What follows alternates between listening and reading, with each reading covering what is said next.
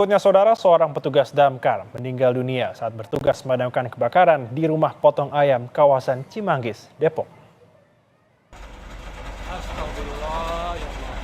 Kebakaran yang terjadi di Pasar Cisala, Cimanggis, Kota Depok, Jawa Barat pada 18 Oktober lalu memang berhasil dijinakkan oleh tim pemadam kebakaran.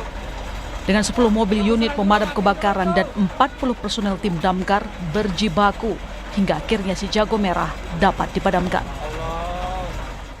Namun, di balik cerita keberhasilan itu, seorang tim damkar justru meninggal dunia usai memadamkan api yang membakar kios pemotongan ayam seluas 1.000 meter persegi. Terkait dengan meninggalnya almarhum Martin, bagian dari keluarga besar kami, terus terang kami kaget dan sangat berduka cita. Martin orang yang kuat dan ini TKP bukan sebesar itu menurut kami gitu, karena dia ini udah makanan biasa buat dia gitu. Cuma ketika Tuhan memanggil dia, kami itu tahunya dia beristirahat.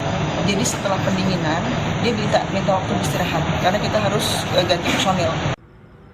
Korban Martin meninggal dunia diduga akibat sesak nafas karena tidak menggunakan masker saat bertugas memadamkan api.